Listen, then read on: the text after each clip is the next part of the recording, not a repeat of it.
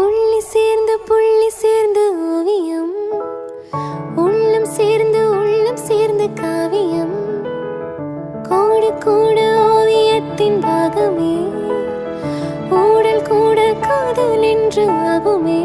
உருவானம் வரைய நீல வண்ணம், நம் காதல் வரைய என்ன வண்ணம், என் வெட்கத்தில் நிறம் தொட்டு விரல் என்னும் கொள் கொண்டு நம் காதல் வரைவோம்.